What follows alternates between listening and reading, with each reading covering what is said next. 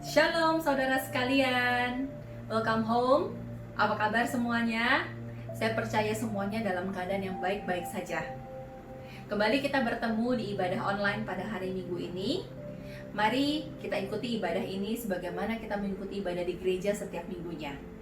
Kita siapkan diri kita dengan berpakaian yang rapi, kita duduk yang sopan, kita siapkan buku Alkitab dan gadget kita, dan kita siapkan hati dan pikiran kita hanya kepada ibadah yang akan kita ikuti.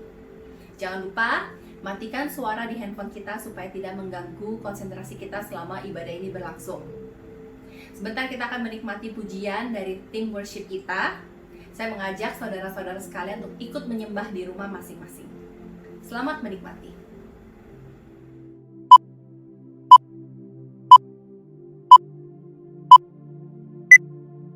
Shalom Bapak Ibu yang dikasihi Tuhan, puji syukur kalau pagi hari ini kita boleh beribadah lagi. Kita mau persiapkan hati kita mau memuji dan menyembah Tuhan kita yang luar biasa.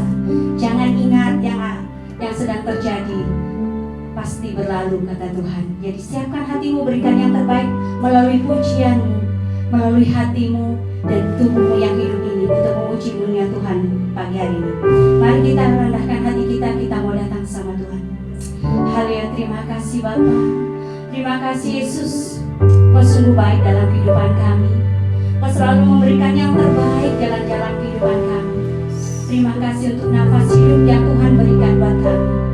Tuhan, kami hanya bisa berserah kepadamu ya Bapa, karena keselamatan hanya datang daripadamu.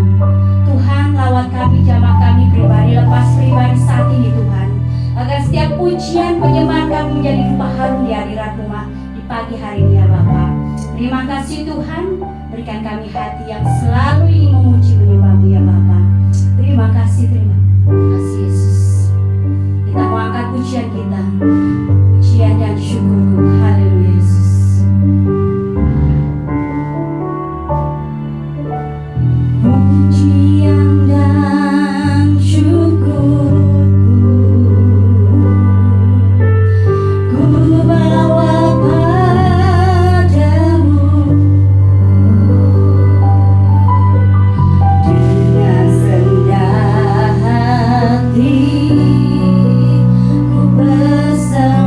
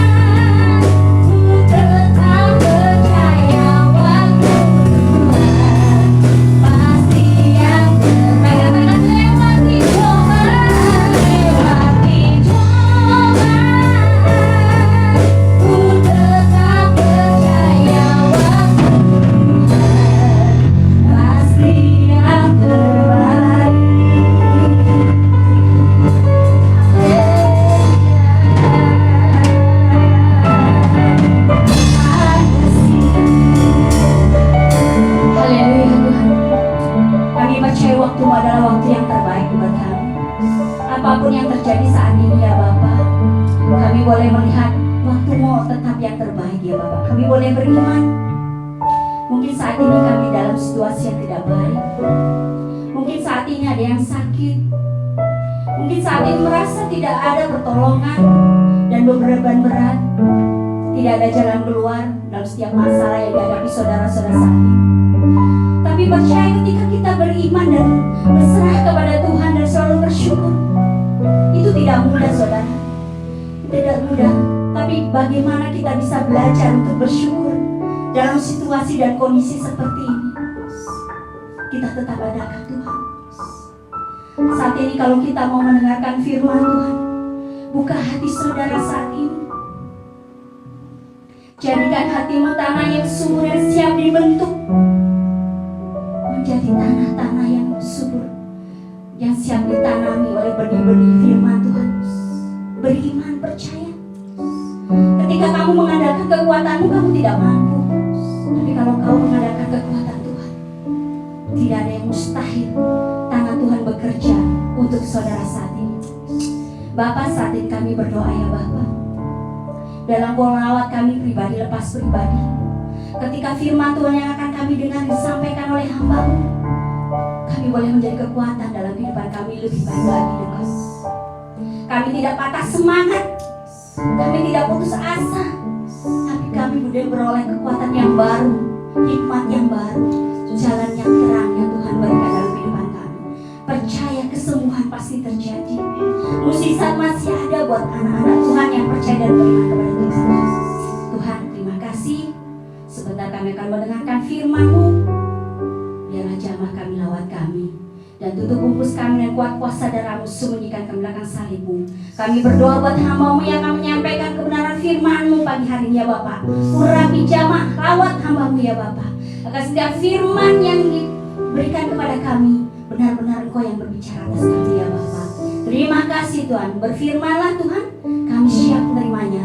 Dalam nama Tuhan Yesus Kristus kami berdoa dan bersyukur. Haleluya. Amin. Demikianlah pujian-pujian dari tim worship kita. Saya percaya pujian-pujian tadi sangat memberkati kita semua. Terima kasih kepada tim worship yang sudah melayani kita pada hari ini. Sebentar kita akan masuk ke dalam firman Tuhan. Namun sebelumnya saya mau mengajak saudara-saudara sekalian untuk mengucapkan Bible Prophetic. Mari saya mengajak saudara sekalian untuk mengangkat gadget atau buku Alkitab dan ikuti saya pada hitungan ketiga. 1, 2, 3. Aku percaya firman-Mu berkuasa. Aku percaya firman-Mu dapat mengubah seluruh hidupku. Aku percaya firman ini adalah Tuhan sendiri. Aku siap menerimanya dalam nama Yesus. Amin. Selamat mendengarkan firman Tuhan. Selamat pagi Bapak Ibu yang ada di Indonesia. Senang sekali hari ini saya bisa sharing firman Tuhan untuk minggu ketiga di kampanye kita Beautiful. Sebelumnya, apa kabar Bapak Ibu yang ada di Indonesia? Kami di Melbourne semuanya baik-baik saja sih. Walaupun kita berapa minggu terakhir ini kita masuk stage restriction yang keempat. Tapi puji Tuhan, saya rasa kita akan melalui semua ini dengan baik, karena kita percaya kita punya Tuhan Allah yang hidup, yang selalu menjaga kehidupan kita. Oke. Jadi saya langsung aja kita masuk dalam sharing kita pagi hari ini. Mungkin sebelumnya kita sama-sama tunduk kepala, kita berdoa, kita minta pimpinan Tuhan. Tuhan, kami mengucap syukur Tuhan buat pagi hari ini ya Bapa. Tuhan, sebentar kami akan membahas sedikit daripada firman-Mu ya Tuhan. Kami minta Allah Roh Kudus sendiri yang untuk menjamah kami Tuhan, memberikan kami pengertian-pengertian baru ya Bapa.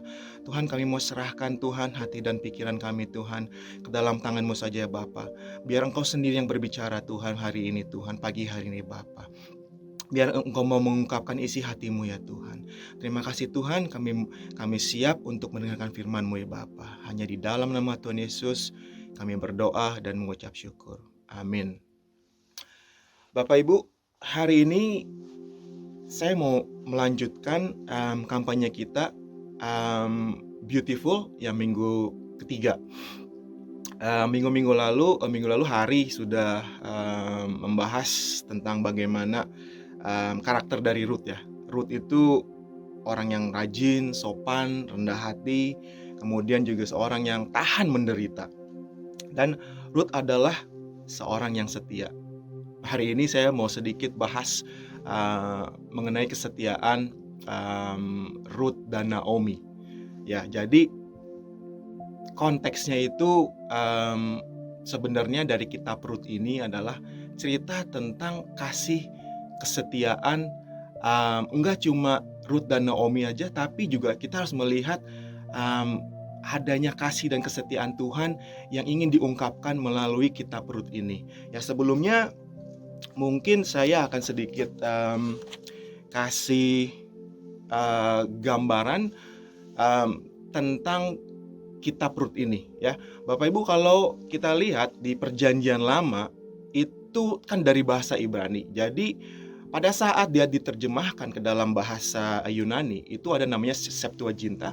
Jadi dalam kitab Septuaginta ini Perjanjian Lama itu dibagi dalam 4 bagian. Yang pertama itu kitab tentang hukum, kemudian ada kitab tentang sejarah, kemudian ada kitab puisi atau poetik, kemudian juga ada kitab tentang nabi. Nah, kitab Rut ini itu adalah salah satu bagian daripada kitab sejarah, Bapak Ibu, ya. Jadi kitab sejarah itu apa aja? Mungkin sebelumnya kalau kitab hukum kita tahu ya, Pentatok, ya, dari Kejadian, Keluaran, kemudian sampai Bilangan dan Ulangan dan Imamat.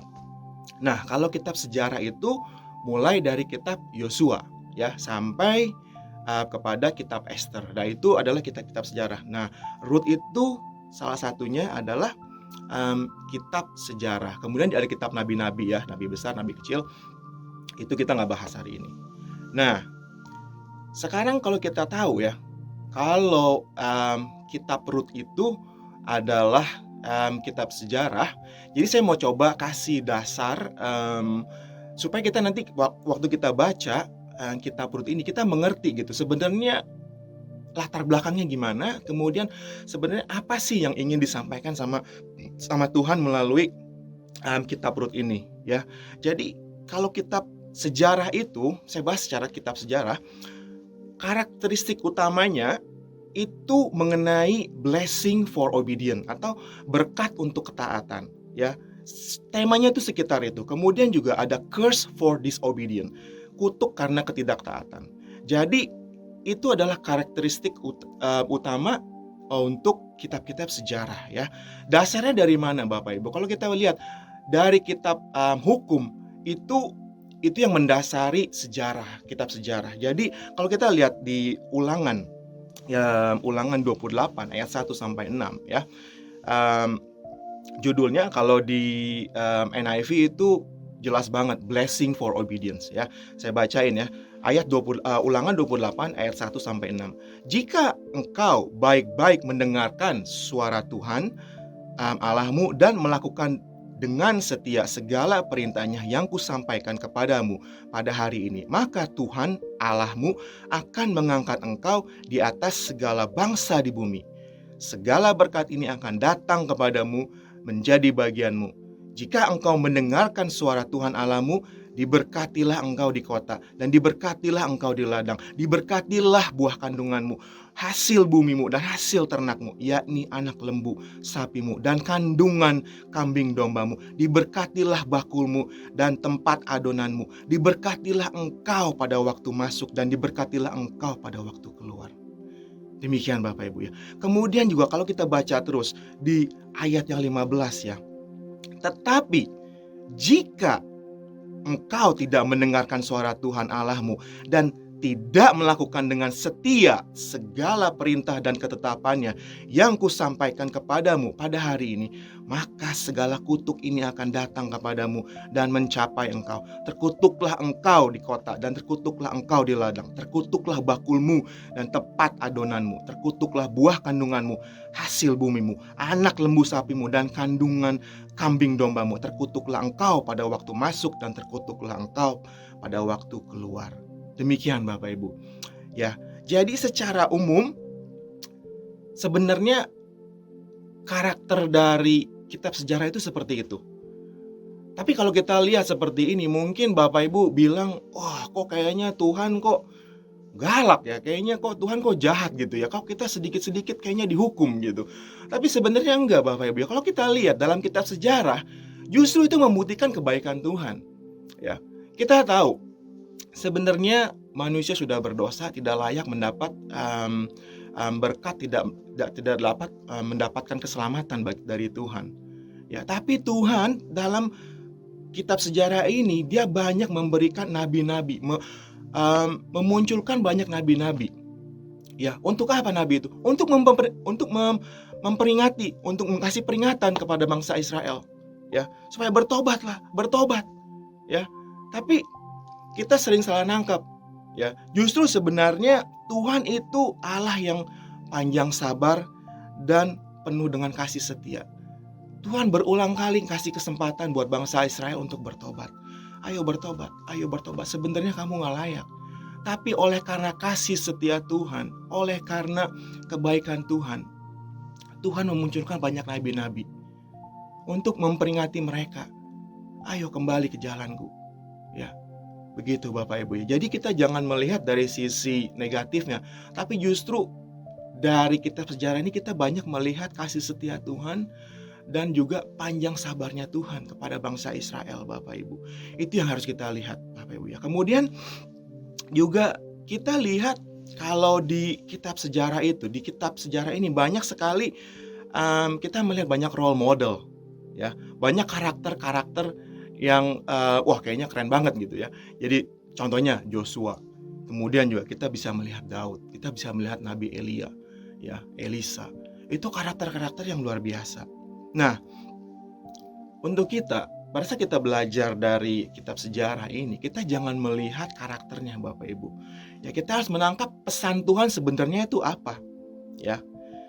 Kitab sejarah adalah pewahyuan karakter dari Tuhan, bukan pewahyuan tentang Daud, bukan tentang pewahyuan tentang Rut, bukan pewahyuan tentang Naomi, bukan pewahyuan tentang Yosua, tapi pewahyuan tentang karakter Tuhan sendiri, ya.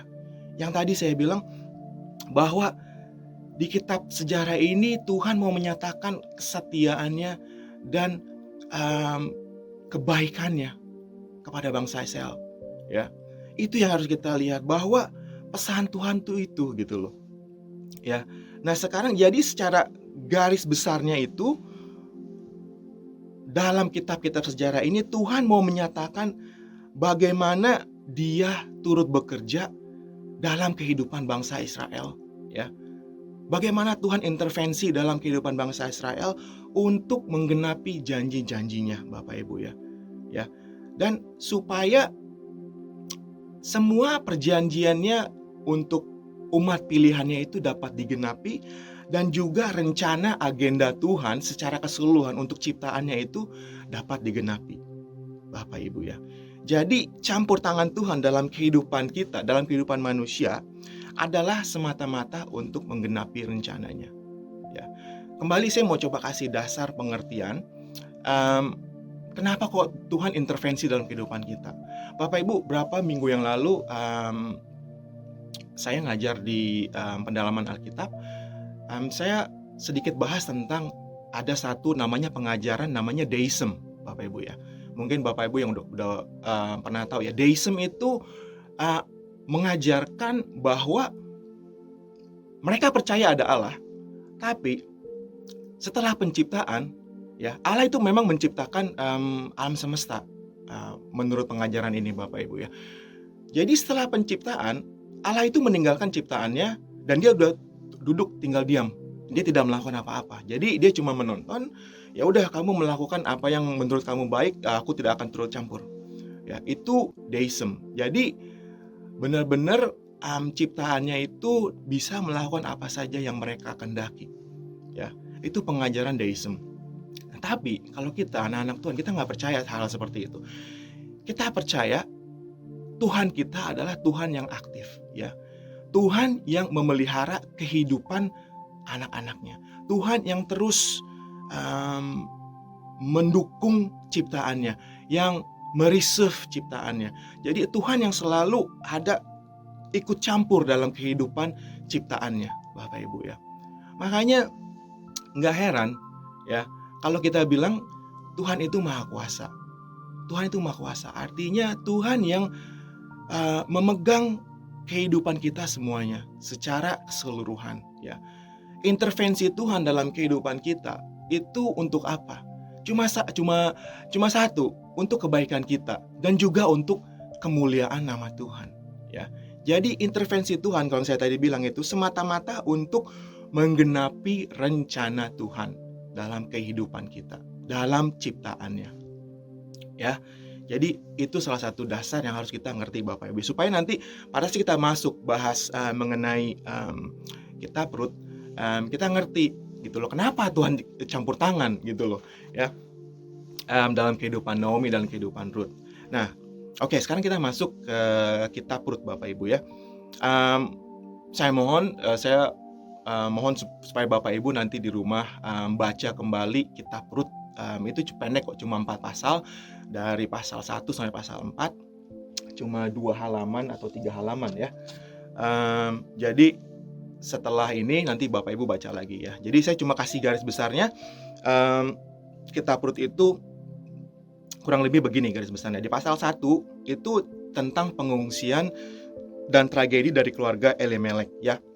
Jadi Elimelek beserta istrinya Naomi dan kedua anaknya Mahlon dan Kilion, itu mereka dari Bethlehem, dari tanah Israel. Karena ada kelaparan, mereka akhirnya mengungsi Bapak Ibu ya ke tanah Moab, ke daerah asing.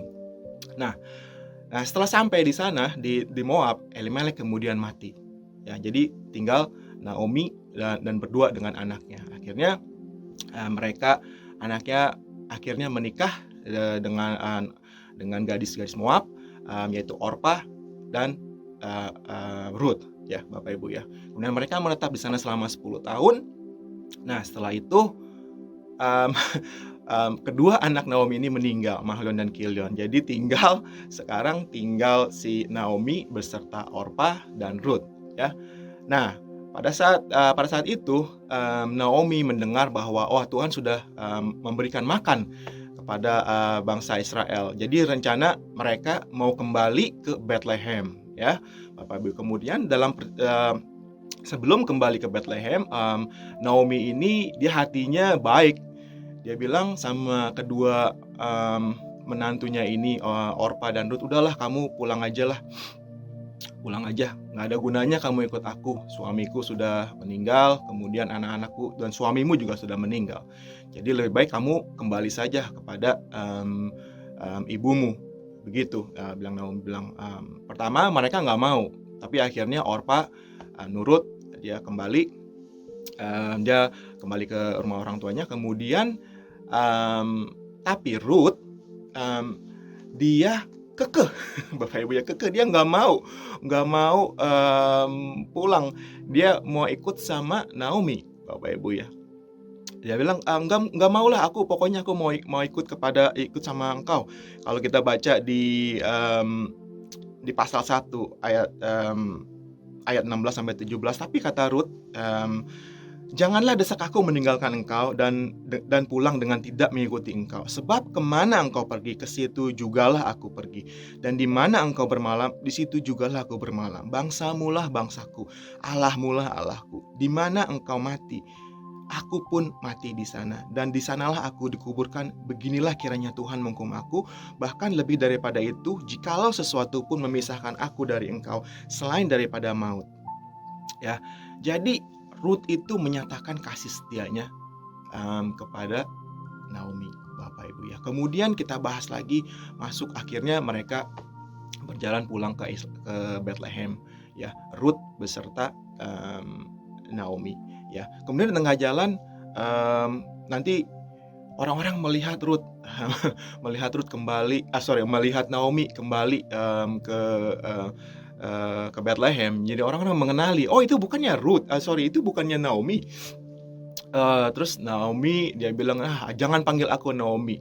Naomi itu artinya pleasant, sangat diberkati gitu ya. Tapi dia bilang jangan panggil aku Naomi lagi, panggil aku Mara, bitter, pahit, karena Tuhan sudah meninggalkan aku. Jadi di situ kita bisa melihat ada sedikit kekesalan dalam hati Naomi ya Bapak Ibu ya. Kemudian setelah itu akhirnya mereka menetap di Bethlehem, di sana. Kemudian Naomi memerintahkan kepada Ruth supaya mencari makan, memungut jelai, ya, pungut jelai, pungutnya jelai sana di ladang, ya. Nah pada saat itu, nah ini yang tadi saya bilang ada intervensi Tuhan, ya, dalam kehidupannya Ruth, ya. Entah gimana Tuhan intervensi, jadi Tuhan menetapkan Ruth itu di ladangnya Boas ternyata, Bapak Ibu ya. Luar biasa, ini intervensi Tuhan. Jadi Ruth pada saat memungut jelai itu ya, jadi sana tuh ada suatu semacam kebiasaan. Jadi orang-orang yang tidak punya apa-apa itu boleh memungut jelai.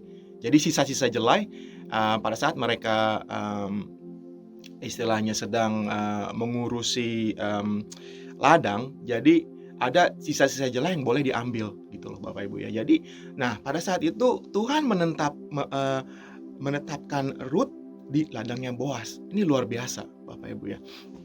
Nah akhirnya dia ketemu sama Boas. Nah pada saat itu akhirnya Boas memberikan privilege buat Ruth. Udah kamu jangan kemana-mana, kamu ambil jelai di sini aja. Bahkan akhirnya si Ruth ini diajak makan udahannya gitu loh sama Boas ya.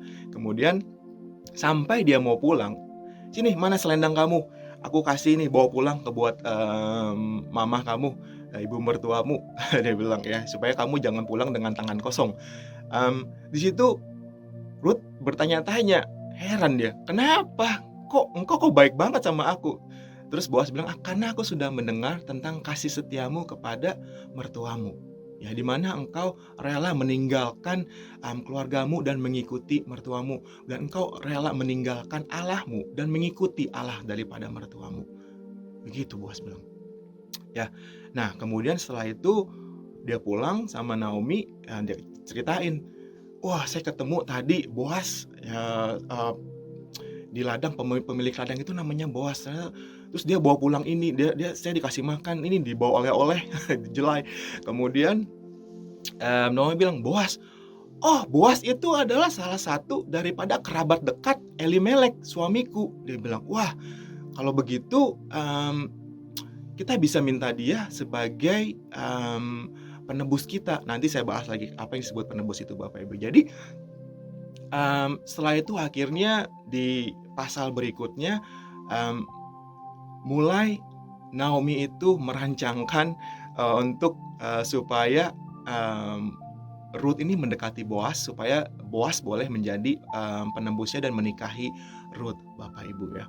Dan itu adalah semua rencana dari sebenarnya dari Tuhan sebenarnya, tapi Tuhan memakai Naomi untuk merancangkan semuanya gitu ya. Itu adalah intervensi dari Tuhan juga. Nah kemudian singkat cerita akhirnya Boas akhirnya menikahi Ruth ya.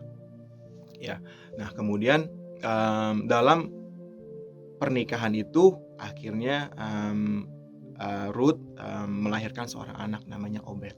Kemudian di pasal terakhir itu tentang cerita silsilah dari leluhurnya Boas namanya Peres, kemudian sampai nanti akhirnya melalui Boas, Obed, kemudian Isai, akhirnya lahir Daud. Bapak Ibu, yang Daud adalah nanti ada leluhurnya dari Tuhan Yesus juga akhirnya ya. Jadi kurang lebih garis besar kitab Rut itu ceritanya seperti itu Bapak Ibu ya.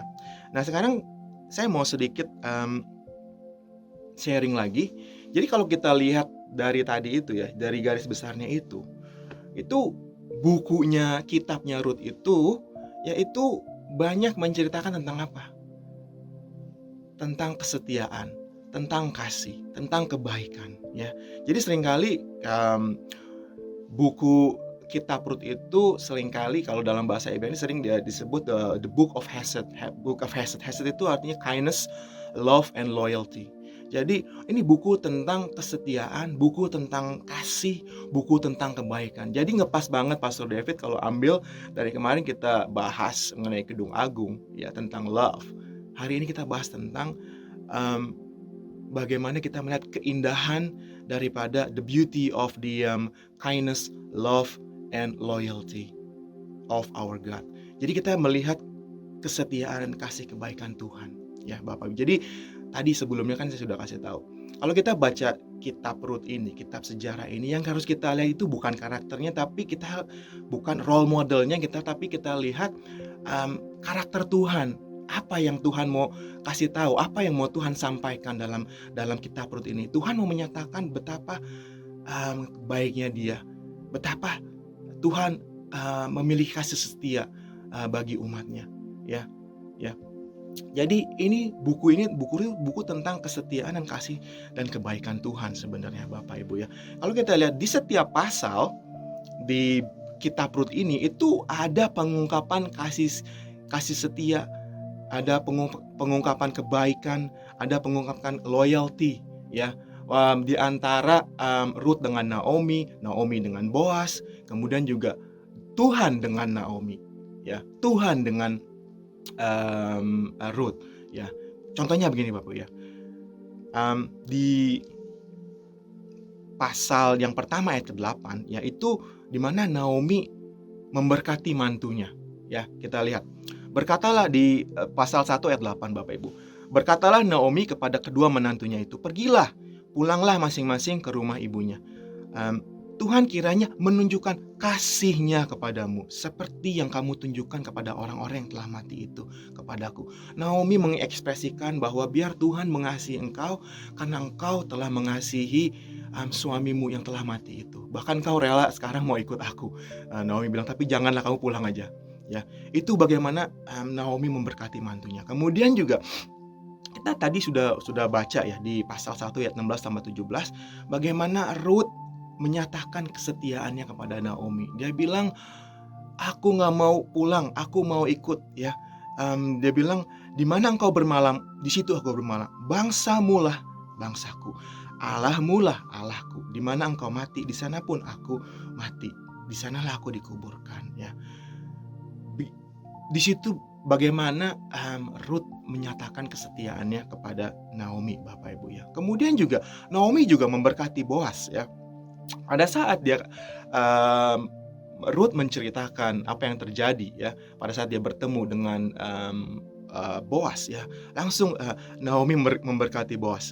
Demikian firman Tuhan di Rut 2 ayat 20. Sesudah itu berkatalah Naomi kepada menantunya, diberkatilah kiranya orang itu, Boas ya, oleh Tuhan yang telah rela mengaruniakan kasih setianya kepada orang yang hidup dan yang mati ya. Jadi itu buku Rut itu banyak menceritakan kesetiaan dan kasih dan kebaikan antara Naomi dengan Rut dengan Naomi dan juga Rut dengan Boas. Dan kemudian Boas juga menyatakan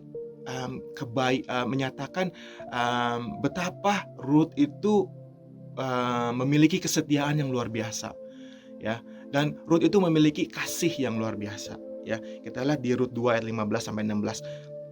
Ini pada saat Rut dia nginep di tempat pengirikan ya, supaya dia bisa ketemu dengan Boas ya. Setelah ia bangun untuk memungut pula, maka Boas memerintahkan kepada pengerja-pengerjanya di antara di Rut ayat 3 ayat 10 Bapak Ibu.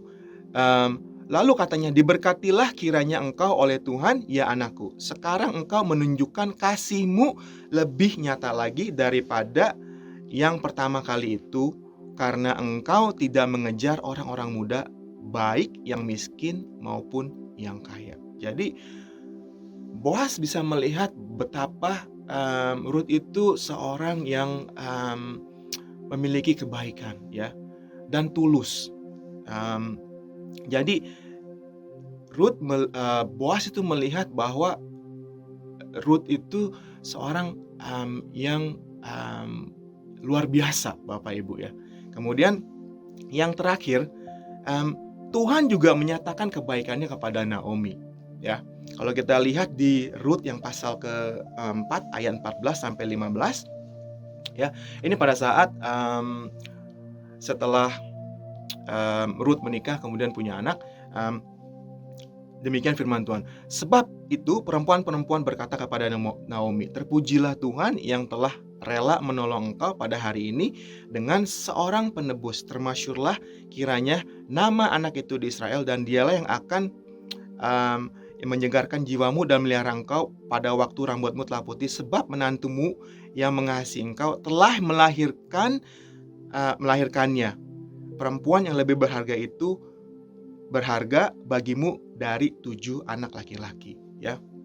Jadi Tuhan memberkati Naomi, ya.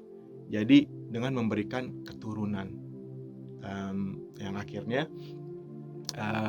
dari Boaz dan Ruth, akhir Obed. Nah, sekarang bagaimana aplikasinya? Sebelumnya mungkin kalau kita lihat dari pembahasan firman Tuhan yang tadi itu, kita bisa melihat bahwa kebaikan dan kesetiaan kita kepada orang lain itu menarik kasih setia kebaikan Tuhan dalam hidup kita, Bapak Ibu, ya. Kalau kita lihat seperti Ruth, dia memiliki kasih setia sama Naomi, sehingga itu menarik kasih setia Tuhan untuk terjadi dalam kehidupan Ruth, Bapak Ibu, ya. Demikian juga Naomi, ya. Dia memiliki hati yang penuh dengan kebaikan sebenarnya, Bapak Ibu, ya. Kemudian juga dia memiliki kasih setia, ya, dalam kehidupan Naomi ini. Kalau dipikir-pikir, Naomi itu banyak mengalami kepahitan, ya, Bapak Ibu, ya. Karena dia ditinggalin sama suaminya meninggal, kemudian anaknya meninggal, akhirnya dia kembali pulang ke Bethlehem dengan hanya bersama dengan Ruth, nantunya, ya. Dan kita tahu tadi pada saat pulang dia bilang sama orang-orang di tempat di perjalanannya, dia bilang, jangan panggil aku Ruth lah, jangan panggil aku Naomi lagi, panggil aku Marah, sebab kehidupanku penuh dengan kepahitan, gitu, ya. Tapi kalau kita lihat dari 4 pasal ini, betapa banyaknya tuh Naomi itu menyatakan kasihnya, dia menyatakan berkat, ya. Jadi saya pikir ini luar biasa. Naomi ini walaupun hidupnya penuh dengan kepahitan, tapi apa yang dia katakan, apa yang dia keluarkan dalam hatinya itu berkat. Dan dia yang dikeluarkan sama dia itu kasih setia, gitu, ya, menyatakan kasih setia Tuhan, ya. Jadi demikian juga Ruth yang udah ditinggalin oleh suaminya, ya, harusnya dia bisa pulang ke rumah orang tuanya, tapi dia memilih untuk setia, ya. Jadi ada kepahitan juga dalam kehidupan Ruth sebenarnya, Bapak Ibu, ya. Dia tinggalin suaminya, kemudian dia malah setia ikut sama Naomi, ya. Nah, sekarang bagaimana aplikasinya dengan kita, Bapak Ibu, ya? Terutama dalam situasi seperti ini, ya. Mungkin kita bertanya-tanya sama Tuhan, kok doa kita nggak dijawab, Tuhan? Pada saat doa kita nggak dijawab, kita mulai kesel. Kemudian, Tuhan, kok saya kehilangan pekerjaan? Saya nggak punya ini, saya nggak punya itu. Bagaimana, Tuhan? Kenapa Tuhan tidak menjawab doa-doa saya? Ya. Karena bisa nggak kita menyatakan kebaikan Tuhan dalam kehidupan kita dalam situasi seperti ini, Bapak Ibu, ya? Bisa nggak kita tetap mengatakan, ya Tuhan, aku akan tetap setia mengasihi Engkau, walaupun doaku nggak dijawab, walaupun aku kehilangan pekerjaan, aku mau mengasihi Engkau. Bapak Ibu, kemarin saya sempat melihat satu video testimoni dari seorang hamba Tuhan yang namanya Nabel Qureshi. Bapak Ibu mungkin tahu, ya, Nabel Qureshi itu dia umur 34 tapi dia meninggal karena penyakit kanker. Dia salah satu hamba Tuhan yang dipakai luar biasa sama Tuhan, ya. Dia salah satu bukunya itu saya nggak tahu di Indonesia ada apa enggak. Judul bukunya itu Mencari Tuhan Mendapatkan Yesus. Jadi dia dari agama seberang, Bapak Ibu, ya. Dia mencoba mencari Tuhan, tapi dia ketemu dengan Yesus, Bapak Ibu, ya. Nah, dia banyak dipakai Tuhan sebagai apologis. Apologis itu mempertahankan firman Tuhan dengan pembahasan firman Tuhan, Bapak Ibu ya. Jadi secara sistematik, bagus banget. Jadi pada saat menit-menit terakhir dia di rumah sakit, saya lihat videonya, nanti Bapak Ibu bisa coba buka di YouTube, mungkin ada.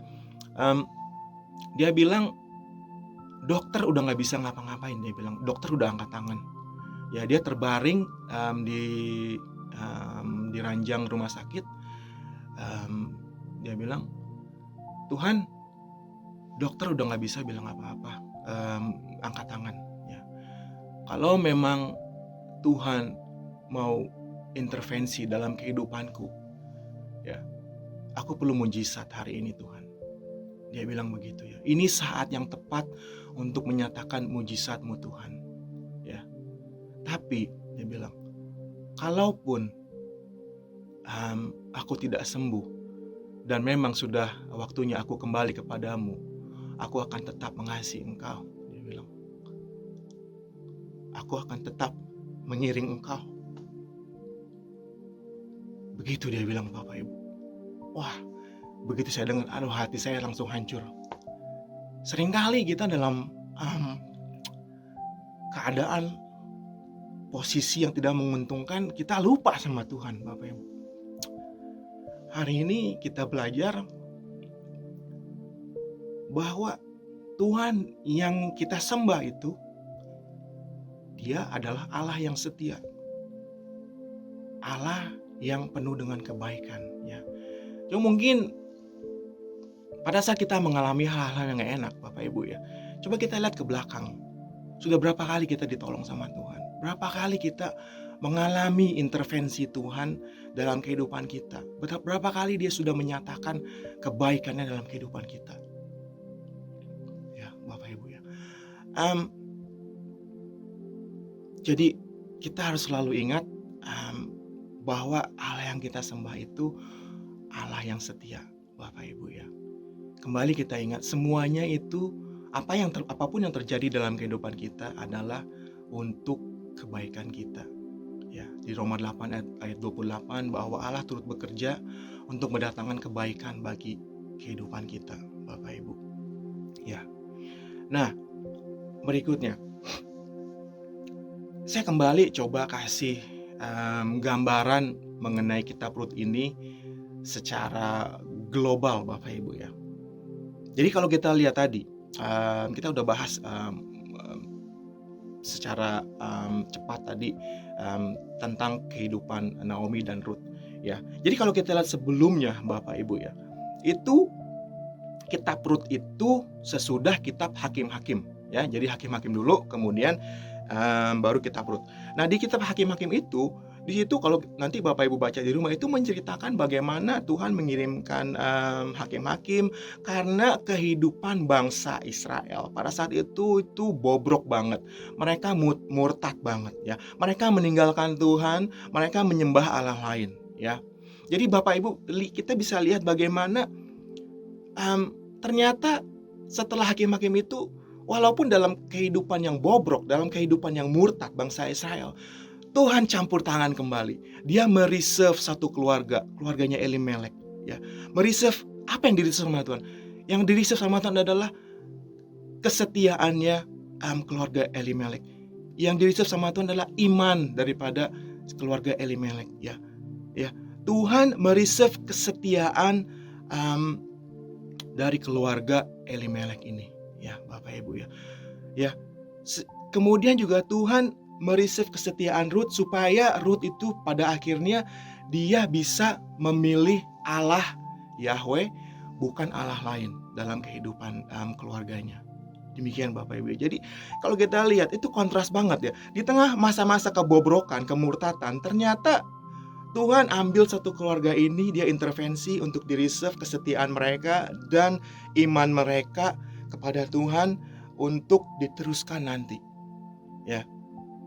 Ya. Jadi pada akhirnya ini kitab Rut ini sebenarnya menjembatani antara kebobrokan dari bangsa Israel Kemudian Tuhan mereserve kasih setia dan loyalty daripada Ruth dan Naomi dan Elimelek, keluarga ini, sampai pada akhirnya nanti transisi ke generasi Daud, Bapak Ibu. Jadi nggak heran, jadi Daud itu mewarisi kasih setianya dari leluhurnya, ya ini Boas, kemudian ada Ruth, Elimelek, ya. Jadi kalau misalnya kita tiba-tiba dari hakim-hakim langsung muncul ke Daud, kok itu aneh banget, nggak ada transisinya gitu. Kok dari bobrok tiba-tiba bisa jadi hebat seperti Daud. Ya, kitab Rut ini seperti kitab transisi, bahwa Tuhan mau menyatakan bahwa ada campur tangan supaya kasih setianya itu di reserve, ya, ada mulai suatu keluarga ini supaya nanti bisa disampaikan kepada generasi berikutnya di generasi Daud, Bapak Ibu ya. Nah, aplikasinya apa Bapak Ibu buat kita? Saya percaya dalam kehidupan kita berkeluarga, kita bisa mengimpartasi iman kita kepada anak-anak kita. Saya sendiri mendapat impartasi dari generasi sebelum saya, ya. Sebenarnya dari papi saya dan juga dari omah saya. Ya, saya mungkin udah sering kali cerita bahwa saya itu omah saya udah meninggal tahun lalu, ya. Jadi salah satu yang saya ingat itu omah saya dari kecil, karena saya sering omah saya ada di Bogor, waktu itu saya tinggal di Kerawang. Jadi seringkali kalau liburan saya pergi berlibur di Bogor. Waktu itu saya umur mungkin sekitar 5 atau 6 atau 7 tahun, ya. Salah satu yang saya rasa Tuhan impartasi dalam kehidupan saya melalui omah saya selalu melihat omah saya itu kalau nggak lagi doa, lagi nyembah Tuhan, kalau nggak lagi baca firman. Cuma 3 aja, itu yang melekat dalam pikiran saya. Jadi kalau saya ingat omah saya namanya Naomi lagi, omah yang saya ingat itu dia selalu baca firman, kemudian selalu nyembah Tuhan. Sorry, jadi saya sedikit emosi. Jadi saya ingat banget sama Oma. Ya, jadi saya merasa bahwa kita sebagai orang tua juga punya tanggung jawab untuk mengimpartasi apa yang kita punya, iman kita kepada anak-anak kita, Bapak Ibu. Jangan sampai impartasi itu putus tengah jalan, Bapak Ibu ya.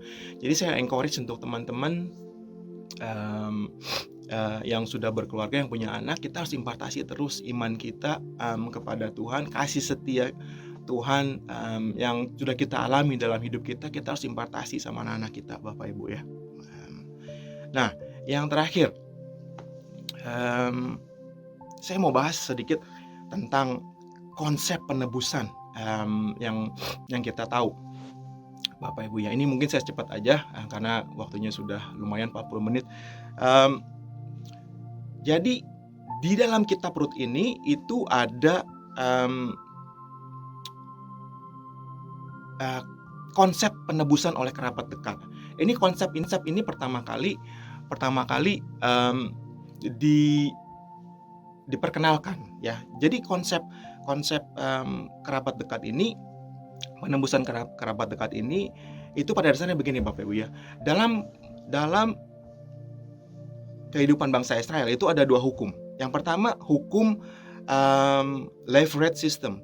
Levirate system itu jadi kalau seorang laki-laki mati tanpa anak, maka saudaranya harus mengawini istrinya untuk mendapat keturunan supaya anak itu mewarisi rumah tangga dari saudaranya yang telah meninggal.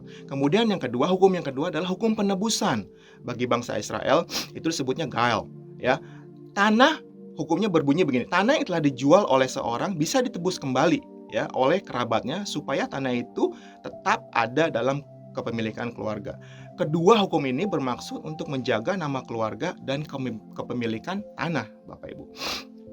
Jadi, penebus di sini adalah orang yang bertanggung jawab untuk menebus kerabatnya yang sedang berada di dalam kesusahan. Contohnya siapa tadi? Boas.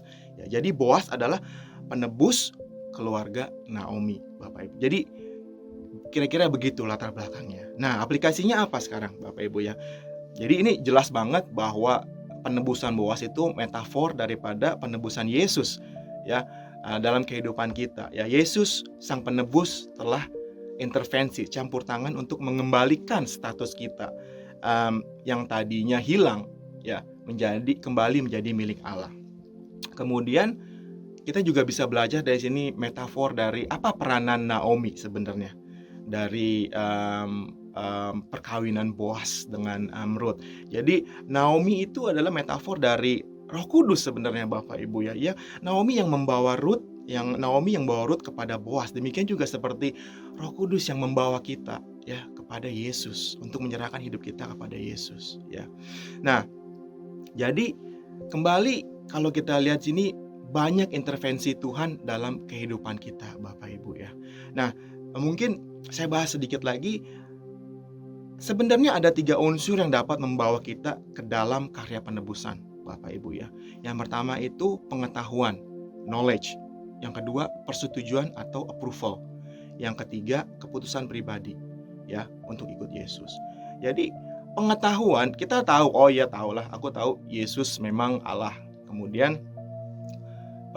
persetujuan ya setuju sih memang kalau Yesus itu orang yang anak Allah yang dikirim oleh Bapa di surga, aku setuju gitu loh ya. Kemudian tapi kalau kita cuma tahu dan setuju ya, nggak ada yang unsur yang ketiga ini keputusan pribadi, itu nggak ada gunanya Bapak Ibu ya. Ya, untuk mengalami karya penebusan yang tadi supaya kita bisa di-redeem ya, untuk ditebus, kita harus ada unsur yang ketiga, kita harus ada keputusan pribadi untuk ikut Yesus ya Bapak Ibu ya. Nah, artinya kalau kita cuma tahu dan kita cuma approve, ya udah aku approve lah dengan pernyataan kamu, itu artinya kita semua sebagai pengamat Bapak Ibu ya. Seperti kita duduk di gereja nggak ngapa-ngapain ya aku tahu Yesus ya memang Tuhan Allah, aku setuju sih ya memang dia memang Allah ya, tapi kita nggak ada keputusan pribadi. Itu belum membawa kita dalam karya penebusan, karya keselamatan Bapak Ibu ya. Sama seperti Nikodemus di Yohanes 3 ayat 12, dia bertanya sama Tuhan ya, Rabi, kami tahu bahwa engkau datang sebagai guru yang diutus Allah, sebab tidak ada seorang pun yang dapat mengadakan tanda-tanda yang engkau adakan itu jika Allah tidak menyertainya. Ya, Nikodemus tahu, dia setuju. Tapi kalau Bapak Ibu baca di situ, itu belum membawa dia dalam karya keselamatan, karya penebusan ya. Karena dia cuma tahu dan setuju, tapi belum ada keputusan. Jadi saya encourage untuk Bapak Ibu yang ikut ibadah hari ini, mungkin seringkali kita cuma duduk sebagai pengamat Bapak Ibu, kita tahu, kita setuju, tapi kita nggak pernah ada komitmen dalam hati kita secara pribadi mau ikut Yesus. Hari ini firman Tuhan mengatakan kita jangan cuma jadi penonton Bapak Ibu ya, kita harus ikut Yesus dengan sungguh-sungguh. Kita mau melakukan firman-Nya, kita ambil keputusan Bapak Ibu ya. Ya, mudah-mudahan hari ini saudara mendapat berkat daripada firman Tuhan. Saya mengucap syukur kembali kalau saya dikasih kesempatan untuk menyampaikan firman Tuhan pada pagi hari ini. Mari kita sama-sama tundukkan kepala, kita berdoa. Bapa, kami mengucap syukur Tuhan buat pagi hari ini Tuhan. Terima kasih Tuhan buat kasih setiamu Tuhan yang kami boleh alami Tuhan dalam kehidupan kami Tuhan. Kau begitu baik Tuhan, begitu banyak Engkau telah menyatakan kasih setiamu Tuhan ke dalam kehidupan kami. Begitu banyak Engkau telah mengangkat kami Tuhan daripada segala pergumulan kami Tuhan. Terima kasih Yesus, ajar kami terus mengingat kebaikan-Mu Tuhan dalam kehidupan kami ya Bapa. Terima kasih Yesus. Tuhan, kami berdoa khususnya untuk jemaat-Mu Tuhan yang ada di Indonesia Tuhan, Shekinah Indonesia Tuhan. Hamba tidak tahu Tuhan apa yang mereka alami hari-hari ini Tuhan, tapi kami hamba percaya Tuhan Kau akan berserta dengan mereka Tuhan. Kau akan terus menyatakan kasih setia-Mu Tuhan kepada jemaat-Mu Tuhan di Shekinah Jakarta ya Bapa. Tuhan, hamba juga berdoa Tuhan untuk Pastor David beserta Ibu Yuri dan beserta seluruh keluarganya Bapak, untuk anaknya juga Kesia dan James ya Bapak. Tuhan Kau berkati mereka ya Bapak. Kau pakai mereka dengan lebih dahsyat lagi Tuhan untuk menyatakan menyelesaikan pekerjaan, menyatakan kemuliaan-Mu Tuhan. Tuhan, sekali lagi Tuhan kami serahkan Tuhan gerejamu Sekinah Tuhan yang ada di Jakarta dan juga di Singapura dalam tangan-Mu saja ya Bapa. Kau pakai mereka dengan luar biasa ya Bapa. Tuhan, kami percaya Tuhan. Kami juga berdoa Tuhan untuk bangsa kami Tuhan, bangsa Indonesia Tuhan. Kami percaya Engkau akan membawa bangsa ini keluar daripada krisis COVID ini Tuhan dengan sempurna ya Bapa. Karena kami tahu Tuhan, Engkau adalah Allah yang baik. Engkau Allah yang setia. Engkau Allah yang selalu intervensi Tuhan dalam kehidupan kami ya Bapa. Tuhan, kami mau serahkan semuanya ke dalam tangan-Mu saja Bapa. Kami mengucap syukur Tuhan untuk buat pagi hari ini Tuhan. Haleluya, terima kasih Yesus. Mari kita angkat tangan untuk menerima doa berkat. Tuhan memberkati engkau dan melindungi engkau. Tuhan menyinari engkau dengan wajahnya dan memberi engkau kasih karunia. Tuhan menghadapkan wajahnya kepadamu dan memberi engkau damai sejahtera. Biarlah berkat dari Allah Bapa, kasih daripada Yesus Kristus, persekutuan dengan Roh Kudus bersama-sama dengan saudara dan saya, mulai hari ini sampai kedatangan Tuhan Yesus yang kedua kalinya, dan sampai selama-lamanya. The Lord bless you and protect you. The Lord make His face to shine upon you and be gracious to you. The Lord lift up His countenance upon you and give you peace. Amin.